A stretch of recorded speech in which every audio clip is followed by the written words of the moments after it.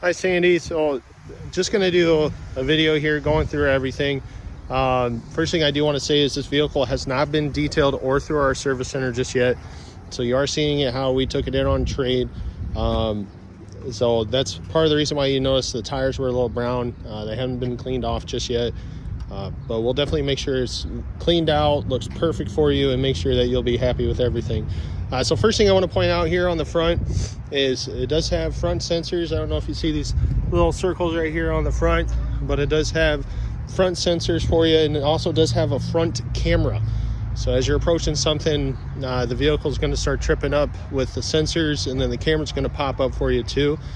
With that front camera and the backup camera, there is also a bird's eye view, so it's going to show you the very top and sides of the vehicle for you as you're driving.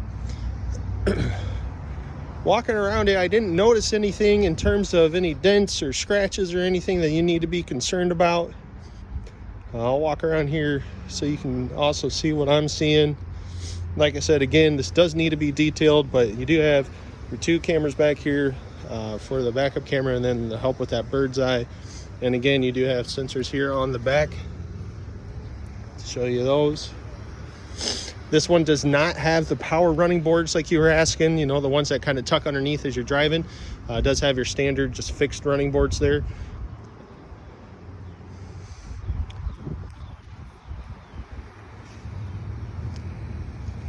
So as you can see, the vehicle's in great condition. And then this one does, of course, have remote start.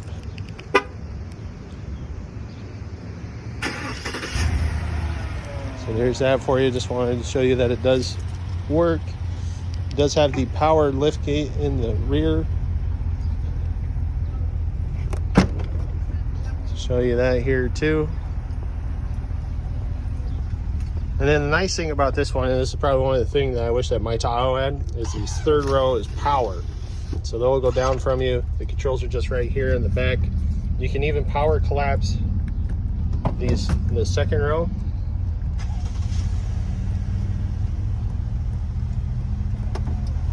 There you go. As you can see, that goes down. I do have the driver's seat back a little bit, so that's why this side's not going all the way down. But if you do have that seat up a little bit, when you're doing the power collapse, it will definitely go down all the way for you. So we'll come around here to the second row. Gonna fold the seat back up here.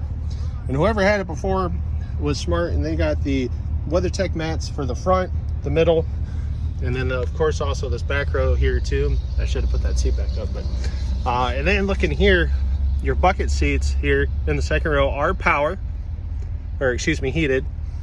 So that's nice for the grandkids if they're not in seats. And then you do have two USB ports and an HDMI that works with the screen here. It's in the second row. It's just here. There's no screens in the seats, so it's just that middle one. And then if you notice these little kind of pockets here with vents, that's for your ventilated seats in the front seats. So those two have ventilated seats.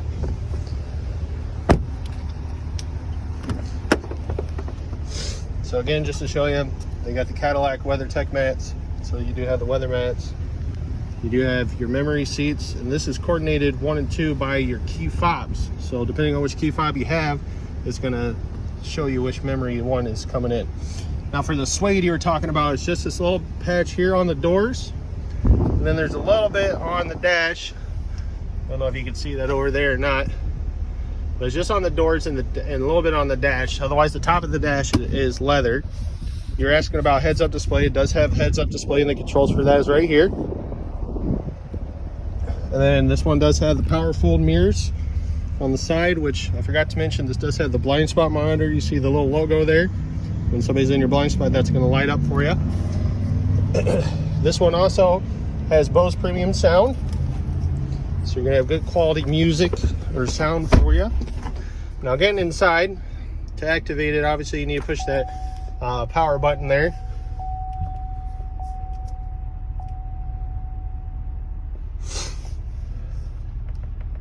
All right, now looking in here, as you can see on there, your miles is 21,938 right now.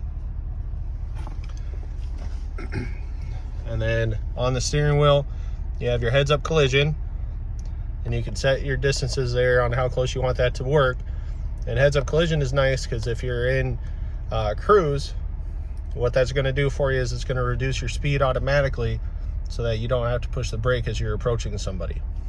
Next thing is you do have a heated steering wheel, and then of course you do have the Bluetooth, and then here's your cruise controls, and then there's your to hang up while you're using the Bluetooth. Now coming over here, this does have your 2 heated seat options, one for the back and then the back and the bottom, and then your cooled seat option right there. On the actual screen itself, you do have built-in navigation if you choose to use that. Now as you see the lights kind of flickering, that's because I'm taking a video and the angle.